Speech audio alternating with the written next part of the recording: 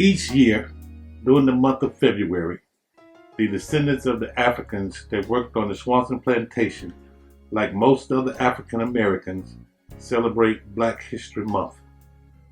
Carter G. Woodson, an historian, chose the month of February because it coincided with the birthdays of Abraham Lincoln and Frederick Douglass. The month-long celebration celebrates civil rights leaders, Black sports heroes, and famous entertainers, all who operated at the pinnacle of their profession. Finally, most celebrations culminate with the great civil rights icon, Dr. Martin Luther King Jr., with visits, if possible, to Atlanta, Georgia, to the Ebenezer Baptist Church, where he preached.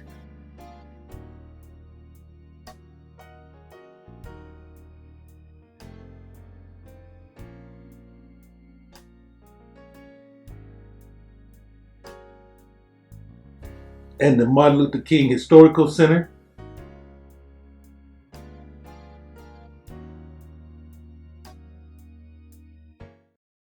and the King Center for Nonviolent Social Change, with a view of his tomb placed on a calm and quiet pool.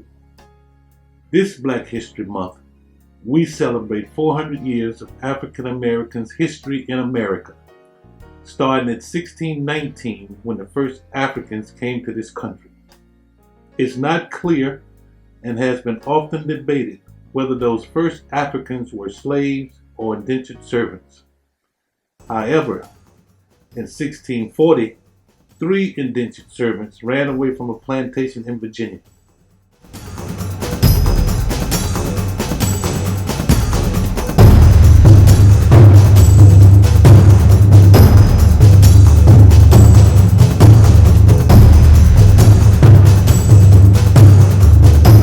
The 3 men were Victor, a Dutchman, James Gregory, a Scotsman, and John Punch, a Negro.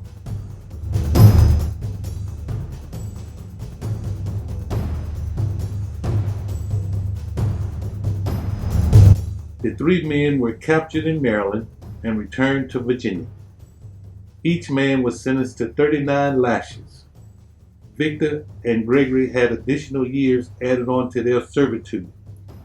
John Punch, however, was sentenced to work on the plantation for the remainder of his natural life. This act of the Virginia court made John Punch the first legal slave in America. John Punch is also the 11th great-grandfather of President Barack Hussein Obama from his mother's side. And yes, during that time, Blacks were allowed to marry whites. In recent years, graphics on posters on Black History Month have begun to include maps of Africa, the ancestry of the descendants of the Swanson slaves, and of other African Americans born in and living in the United States of America span over 12,000 years. We have a rich history and culture, and celebrating under 400 years of it leave out the other 11,600 years. I once asked an African man who had immigrated to America to tell me what he thought of blacks who were born in America as descendants of slaves.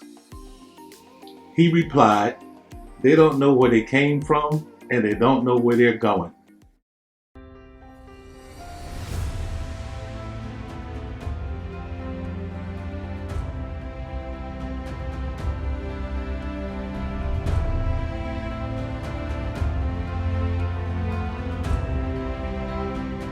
To look at the Swanson slave descendants' history and see who we really are and where we began and what we would or should have been before being enslaved, we have to go back to Africa, into the Great Lakes region, or into the mountains of the moon. This region of Africa today encompasses Uganda, Ethiopia, northern Tanzania, and the Eastern Democratic Republic of the Congo, or as some call it, the DRC.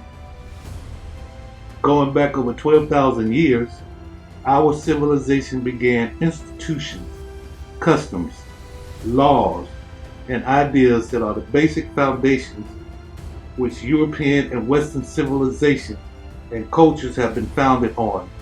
So in essence, everything we call civilization today began with our ancestors.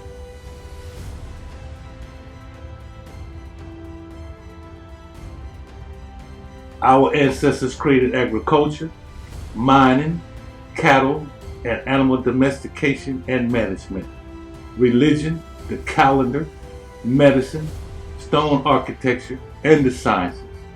The first language was our language. Evidence has been found in ruins from Africa to India. European well-known philosophers and scientists such as Socrates, Aristotle, Plato, Hippocrates, Homer, Herodotus, they all came to learn and was taught by our ancestors in Africa. Homer was the first white man to come to Africa. He called the whole continent of Africa Ethiopia, which meant people with burnt faces in Greek. Herodotus, famous Greek philosopher, called us the tallest and most beautiful and long-lived people of the human race.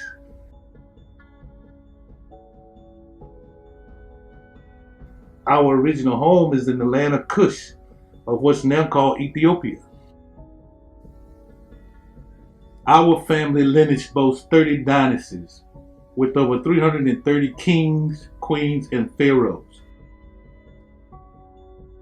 From the kingdoms of Kush, Egypt, and the Dogon tribe in Mali to the great city of Benin. We started farming over 12,000 years ago, when we were the only race of people on the earth. We went from eating fruits and berries to cultivating wheat and barley. Thales of Miletus, a Greek, came to Africa and we taught him how to measure land with geometry and taught him how to use astronomy. He returned to Greece and began teaching what we had taught him in Africa. Later, he convinced Pythagoras to go to Africa to learn mathematics. Pythagoras was taught the theorem in Africa. He returned to Greece and called it the Pythagoras theorem. We developed spirituality and the worshiping of God. In our worship, as most religions have copied today, were the revering of the wonders of nature, such as female fertility, solar, lunar, celestial cycles, and the death of our ancestors. Our ancestors was the first people to use hand tools. The hand tools were made for the cutting of stone. Those stones were used to build great and amazing temples, such as the Temple of Lalibela, carved in the mountains in Ethiopia, and the Step Pyramid, and the Giza Pyramids, and the Temple obelisks. They all still exist to this day. We developed and created the study of astronomy. We used it to develop the first ever 12-month calendar, having 365 days in a year. We used the calendar to develop the first stellar, lunar, and solar zodiac as we mapped the stars in the sky. We were the first to establish laws for a society, and we lived in peace and harmony. We implemented a metropolitan administration whereby we administered public services and conferenced governmental affairs. One of our ancestors, Imhotep, invented medicine and is the real father of medicine. He maintained 4 cathedral hospitals. Leaders and royalty from all over the world came to him for cures to their ailments and diseases. Women in our homeland in Kush were held in such high esteem. They were equal to men and, like the men, were independent and showed courage beyond their sex. Our women played a significant role and exerted significant control of society and the culture. Worship of women was paramount, and they fought for the interests of the kingdom. We honored them because they were the givers of life. 3 Kushite queens once ruled Kush in succession: Queen Amenarrenas, Queen Ameneshehetu, and Queen Nabatamat. Our famous Queen Amenarrenas, called the One-Eyed Queen by the Romans, for she lost an eye in a battle with them.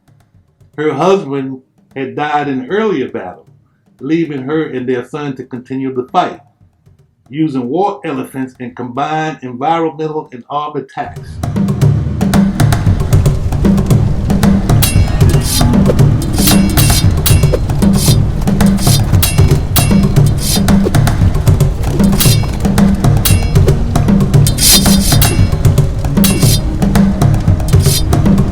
She defeated the Romans after 5 years.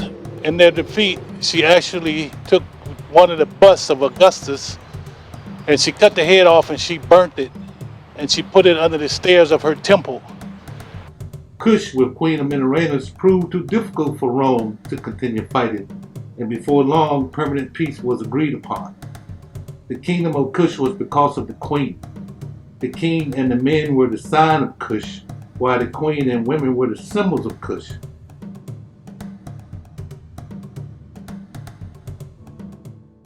Climate change forced the lush green mountains and valleys of Kush into desert, and our ancestors moved further up into the mountains of the moon.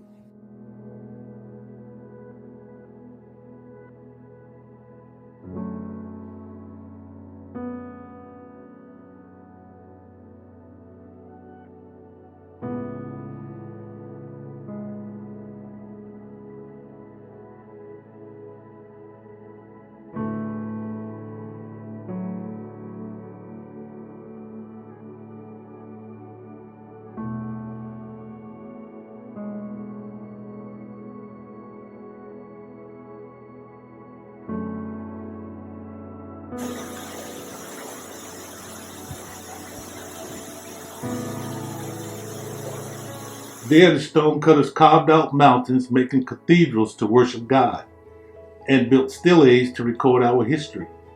The steles were stone tablets erected within their territory as a warning to enemies. We came from a place in the world that's abundant in gold, diamonds, silver, copper, and iron ore. These minerals were the foundation of our civilization.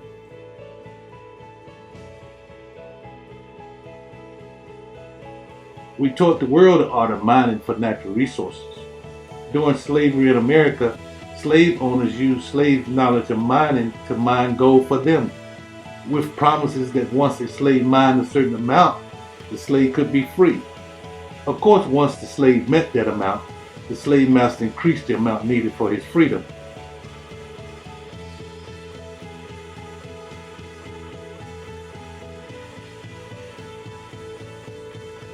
Ethiopia, Nubia, and Kush existed hundreds of years before the rise of Egypt. One of our ancestors, King Nama, a Kushite from Ethiopia, led a military expedition and conquered Egypt. He was Egypt's first pharaoh and united Ethiopia and Egypt, making him pharaoh of Upper and Lower Egypt. He had dikes built and rerouted the flow of the Nile to protect the new capital he had built at Memphis from flooding. He also built a temple to worship God. Nama ruled for 42 years and was killed by a hippopotamus while visiting our ancestors in Ethiopia.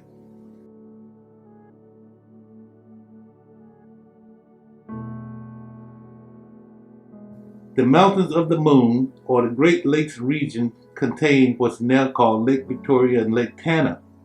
These lakes are the beginning of the Nile River. Lake Victoria is the beginning of the White Nile River, and Lake Tana begins the Blue Nile River. The two rivers meet and become the Nile River.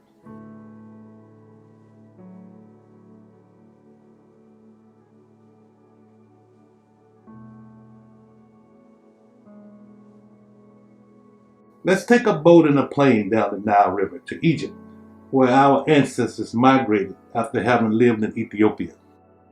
I'm taking a boat on Lake Victoria to the airport in Mwanza, a city in the gold mining district of Greta in Tanzania.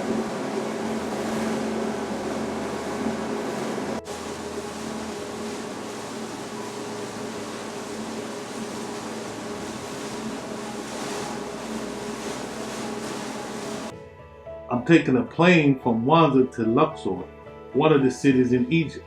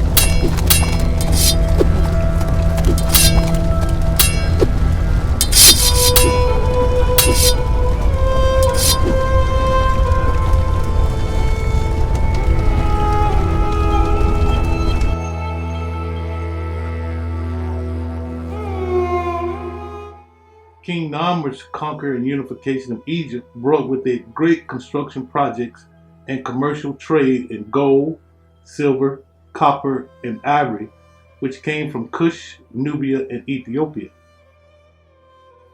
This brought great prosperity to Egypt, and with that prosperity came long dynasties and successions of kings, queens, and pharaohs. And let's not forget some of the greatest temples built by our ancestors in all of mankind, some in ruins, which still exist from over 7,000 years ago.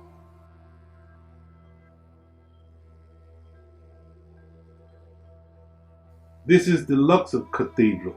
It's often said King Solomon's temple used the design of the Luxor temple.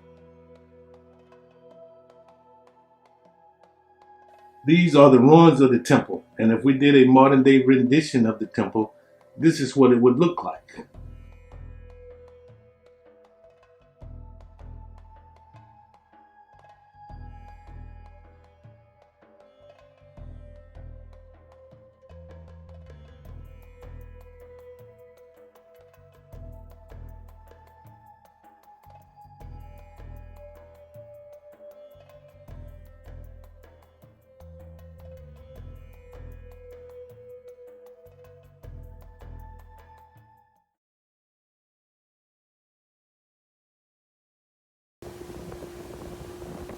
We're taking a boat down the Nile River to Cairo to take a look at the Giza pyramids, which was also built by our ancestors from Kush, designed by our great architect Imhotep for King Dozer for the Third Dynasty.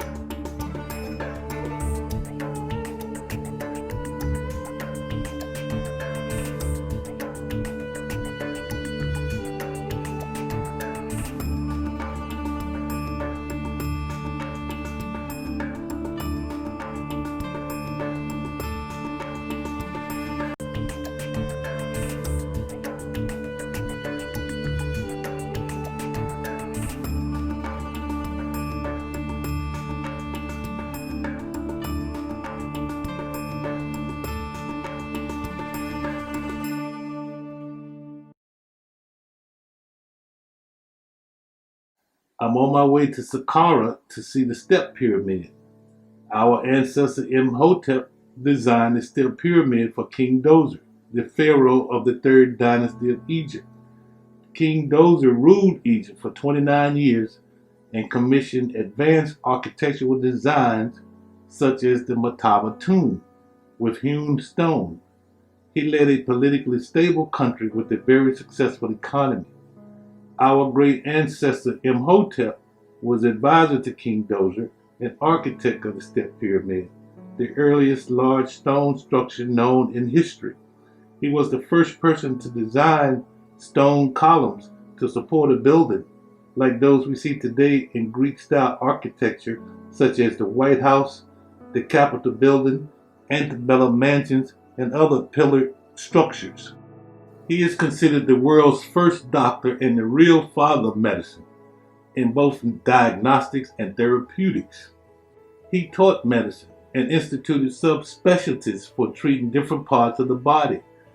Royalty and other persons from distant lands came to Egypt for treatment by Imhotep. When Homer returned to Greece from his visit to Africa, he stated, "The doctors in Africa are more skilled in medicine than any time in mankind."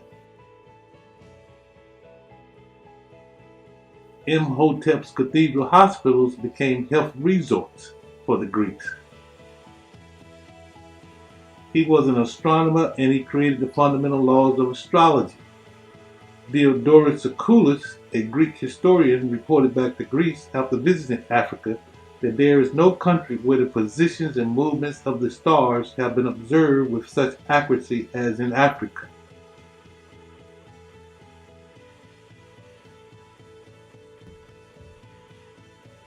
Imhotep's temple at Memphis boasts obelisks at its front entrance. European countries dismantled the obelisks and have scattered them around the world. Some unknown mythical significance have been bestowed upon the obelisks, and today you can find them in the great financial centers of the world. The obelisk in New York Central Park, the obelisk in Concord Square in Paris, the obelisk in St. Peter's Square at the Vatican in Rome, the obelisk near the Golden Jubilee Bridges in London.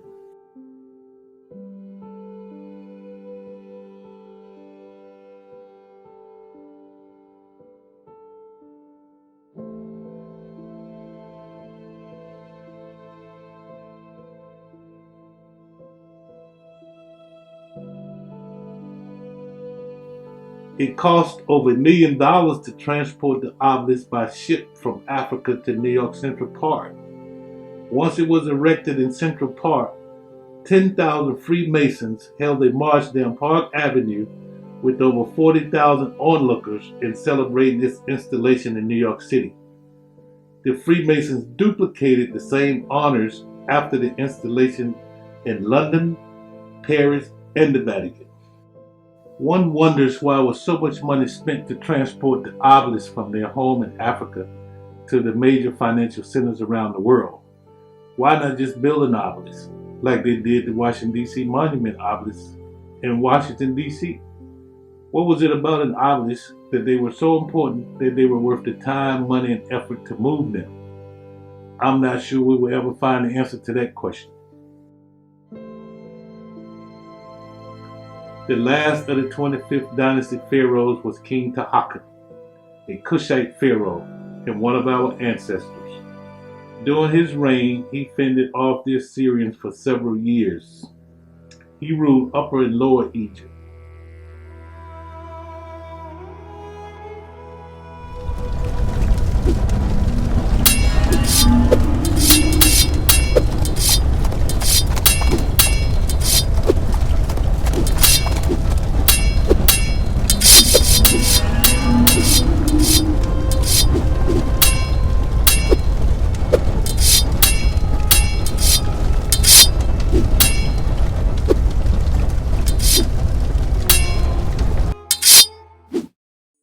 When conflicts with the Assyrians were not raging, Egypt saw a season of great harvest and abundance. He restored existing temples, built new ones, as well as built the largest pyramid in the Napatan region of Kush.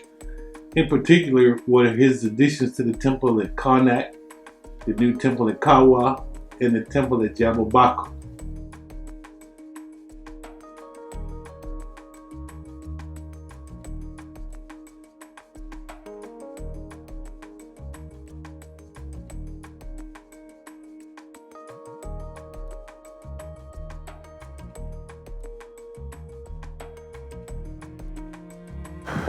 There's been constant dialogue between a lot of the Egyptologists on whether or not the Egyptians were black or whether they were white or whether they were ancestors of the American slaves. But we do know that King Taharqa defeated the Egyptians, and in the 25th dynasty, all of the pharaohs were black. So because of that, we know that Kush, being the oldest kingdom, and civilization, the kingdom with the first writings, the kingdom who first instituted agriculture, and the kingdom who first introduced managing of livestock, like cattle. That technology was shared with the Egyptians.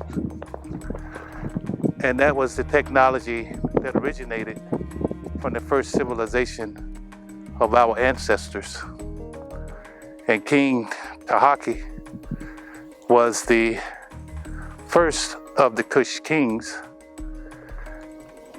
to actually defeat the Egyptians and teach them a lot of things that was given to humanity by black people, which in turn was shared with the Greek. Arab invasions, the spread of Islam, and continued climate change triggered a migration of our ancestors to Western Africa, a more tropical area of the continent. By the 9th century, powerful states on the west coast like Ghana had declined and was succeeded by the Mali Empire. The Dogons and the great city of Benin rose in prominence.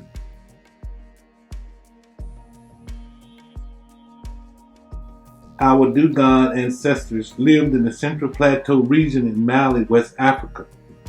We were best known for our religious traditions like the mass dance and our wooden structures and architecture.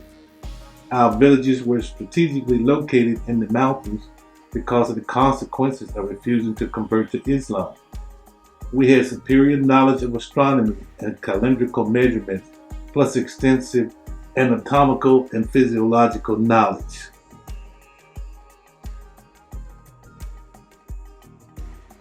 The French anthropologist Marcel Griaule visited the Dogon from 1931 to 1956, learning they were astrologically astute. They knew that Sirius, the brightest star in the night sky, had a companion star that revolved around it, called Sirius B, that could not be seen with the naked eye. Marcel could not understand how they could have such knowledge, since at the time there were no telescopes to view the stars. It was not until October 15, 2003, that with the Hubble telescope, that you were able to see Sirius' companion star Sirius B. It is thought that Benjamin Banneker is a descendant of the Dogon tribe, for he used the stars to survey Washington, D.C. in the 10-mile square, as George Washington had requested of him. There was no other technology at the time that could measure 10 miles square.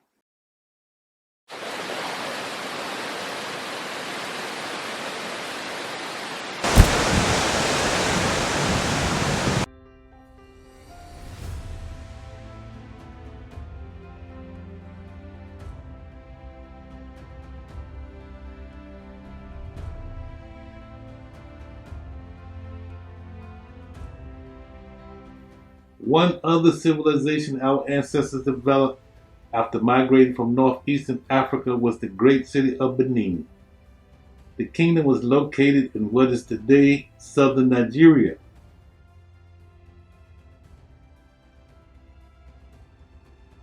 The city had a wall built around it that was 4 times the size of the Great Wall of China.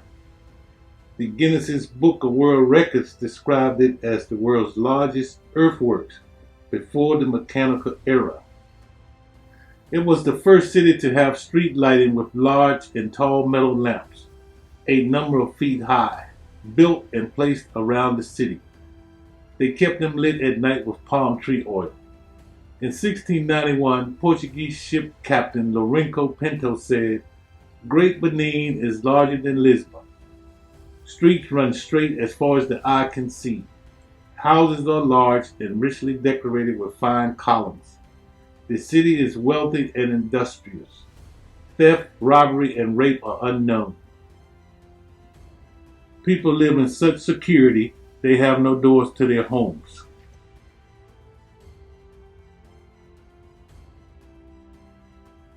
Ron Eglash, professor of ethnocomputing, Western science, philosophy, and mathematics at the University of Michigan stated, "When Europeans first came to Africa, They considered the architecture disorganized and primitive. It had never occurred to them the African used a form of mathematics they had not discovered yet. The British sent their troops to Benin to expand their trade in human slaves, but the envoys were killed by the king. In 1897, they sent an armed expedition which captured the king, destroyed his palace, and took large quantities of sculptures, including works in wood, ivory, gold, and bronze. Cast bronze plaques were most prized. You can view the bronze plaques at the British Museum, in Chicago, in Vienna, in Paris, and a large collection can be viewed in Berlin. The arrival of the plaques caused such a sensation in Europe. European scholars struggled to understand how African craftsmen could have made such great works of art. However, research showed that the Benin bronzes were entirely West African creations without any European influence. Our ancestors were famed for their skilled craftsmanship and had art guilds to assure only the best art was created. They smelted copper, gold, zinc, and bronze. To this day, no one has been able to create the bronze statues and plaques as our ancestors were able to do. The great city of Benin declined in the 19th century, sparked by internal conflict linked to the European intrusion and the slave trade. It was completely ruined and ransacked by the British invasive expedition to destroy and demolish the empire in the 1890s. Their troops looted, blew up, and razed the city to the ground. The only remaining vestige to what the great city was is the chief's house and courtyard in Obisila. The house featured horizontal fluted walls, pillows, central impluvium, and carved decorations as the ancient Benin's architects once had. A section of the city's Great Wall, one of the world's largest man-made monuments ever, lay neglected and forgotten in the Nigerian bush. All foundations of civilization was created before 2700 BC. These foundations of civilization was created by Africans. Europeans made improvements and built on those foundations, and they did not or have not created any new foundations to add to civilization.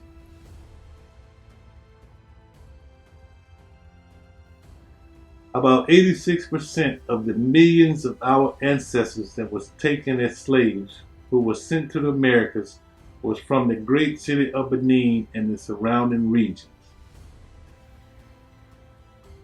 Our ancestors was taken from this region in chains and locked in the bows of slave ships. Though they maintained such skills in technology and mathematics, farming, cattle herding, astrology, construction, art, mining, smeltering, medicine, and the sciences.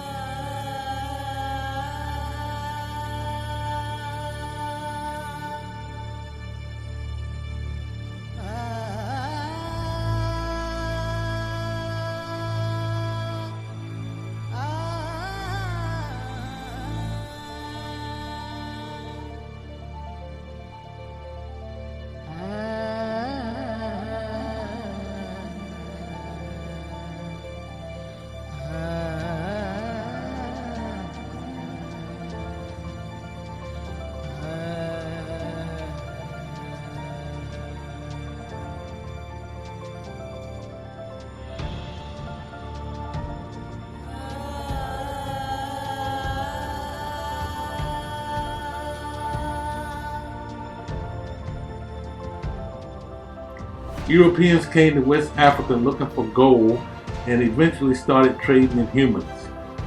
They built forts on the coastline, captured our ancestors, and held them in the forts, prisons, and dungeons, sometimes for days to weeks to months, as they awaited ships to come and take them away to America.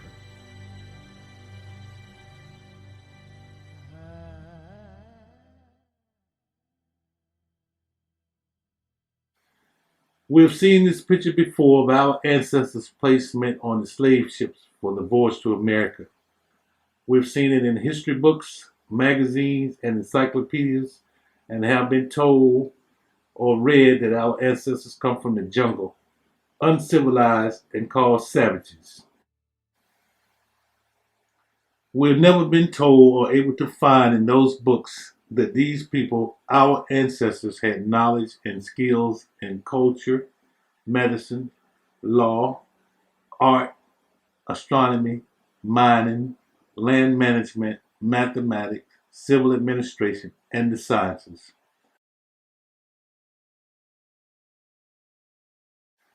Slave masters in the Americas would soon realize the slaves' potential and use it to their benefit and go on to create a world economic superpower.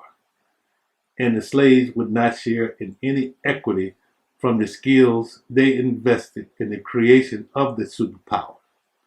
Slave masters would learn from the slaves, steal their knowledge and claim it as their own, all the while dumbing down the slave for over 400 years by not allowing them to speak their proper language and making it a crime to read and write.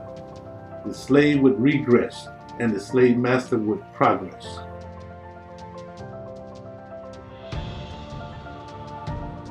Let's return, go back, and look how the Swanson slave masters took advantage of the slave's potential and created a society of wealth and prosperity that continues on to this day for Europeans only.